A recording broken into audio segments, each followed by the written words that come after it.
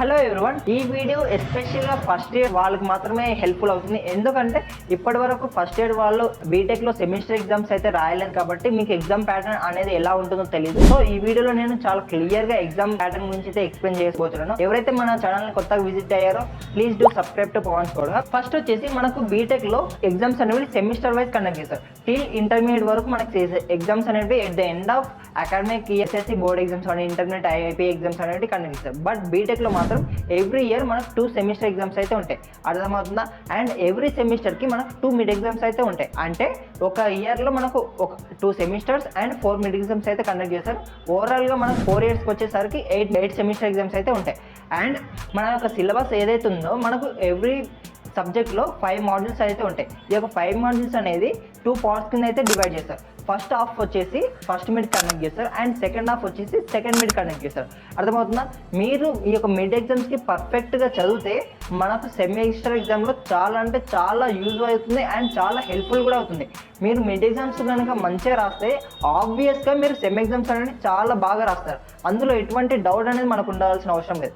అర్థమవుతుంది? మీరు mid exams prepare అయ్యింది అనుకోండి, సెమ్ ఎగ్జామ్కి రివిజన్ చేసుకుంటే సరిపోతుంది. అర్థమవుతుందో? సో ఎవరైతే మీకు మిడ్ ఎగ్జామ్స్ అనేది ఆబ్వియస్గా దగ్గరకనే వస్తున్నాయి, ఇంకో 10 to 15 డేస్లో మిడ్ ఎగ్జామ్స్ అనేది మనకు కండక్ట్ చేయడం జరుగుతుంది. కాబట్టి మీరు మీ యొక్క మిడ్ ఎగ్జామ్స్కే ప్రాపర్ ప్లాన్ తోటి చాలా బాగా చదివినారు అనుకోండి, మీకు సెమిస్టర్ ఎగ్జామ్లో ఎటువంటి ఇబ్బంది అనేది ఉండదు. సో మీరు మిడ్ ఎగ్జామ్స్కి అయితే చాలా బాగా చదవండి. అండ్ నెక్స్ట్ వచ్చేసి ఈ యొక్క మిడ్ ఎగ్జామ్స్ అనేది నెక్స్ట్ ఎలా కండక్ట్ చేస్తారో ఇప్పుడు యూనిట్ టెస్ట్. ఈ యొక్క యూనిట్ టెస్ట్లు అనేది మన కాలేజ్ పైన డిపెండ్ అయి ఉంటుంది. మా కాలేజ్లో అయితే మాకు ఎవరీ మాడ్యూల్ అయిపోయినామంటే మనకు యూనిట్ టెస్ట్ అనేది కండక్ట్ చేసేవారు. బట్ మీ కాలేజ్లో యూనిట్ టెస్ట్ కండక్ట్ చేస్తారా లేదా అనేది కంప్లీట్ మీ యొక్క కాలేజ్ పైన డిపెండ్ అయి ఉంటుంది. అయితే ఈ యొక్క యూనిట్ టెస్ట్లు, మిడ్ ఎగ్జామ్స్, అసైన్మెంట్స్ ఇవైతే ఏవైతే ఉన్నాయో ఇవన్నీ కలిపి మనకు ఇంటర్నల్ మార్క్స్ అయితే ఇవ్వడం జరుగుతుంది. ఓకేనా? నేను ఇంటర్నల్ ఎక్స్టర్నల్ మార్క్స్ గురించి కూడా చెప్తాను. ఈ విధంగా అయితే మనకు ఇంటర్నల్ మార్క్స్ అయితే ఇవ్వడం జరుగుతుంది.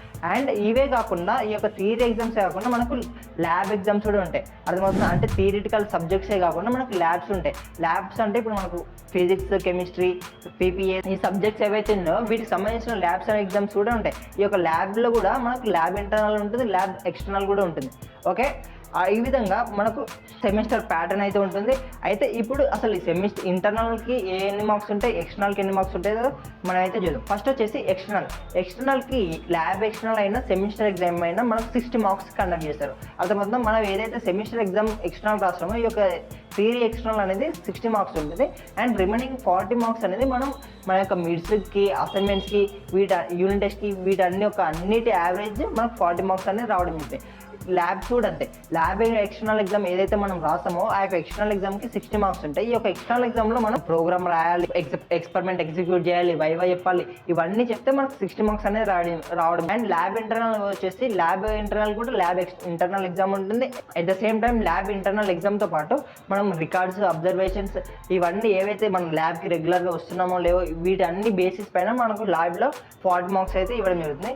మీరు ఎక్కువ స్ట్రెస్ అనేది తీసుకోవాల్సిన అవసరం లేదు. ఒక ప్రాపర్ వేలో ఇప్పటి నుంచి చదివితే మనకు చాలా అంటే చాలా ఈజీగా మనమైతే స్కోర్ అనేది చేయగలం. బట్ ఒకవేళ మీరు ఇప్పుడు మిడ్కి సరిగా చదవలేకపోతే మనకు ఎట్ ద ఎండ్ సెమిస్టర్ దగ్గరకు వచ్చినప్పుడు చాలా అంటే చాలా ఇబ్బంది అవుతుంది. ఎందుకంటే మనకు సెమిస్టర్కి 1 మంత్ ముందు నుంచి అన్ని ఎగ్జామ్స్ ఉంటాయి. ఫస్ట్ మనకు మిడ్ ఎగ్జామ్స్ ఉంటాయి, తర్వాత ల్యాబ్ ఎక్స్టర్నల్స్ ఉంటాయి, ల్యాబ్ ఇంటర్నల్స్ ఉంటాయి అండ్ సెమిస్టర్ ఎగ్జామ్స్. ఈ విధంగా మనకు చాలా ఎగ్జామ్స్ అనేది ఒకటేసారి కండక్ట్ చేస్తారు. కాబట్టి ప్రిపరేషన్కి అనేది మనకి ఎటువంటి టైం అనేది సరిగా దొరకదు. కాబట్టి మీరు స్టార్టింగ్లోనే మీరు మిడ్స్కే ఫస్ట్ మిడ్కి, సెకండ్ మిడ్కి చాలా బాగా ప్రిపేర్ కాండి. అప్పుడే మీకు చాలా ఈజీగా అవుతుంది. So that's it for this video. I think this video will be really helpful for you, and if you guys found this video will be really helpful, please do a subscribe to Pawan Sport. Thank you.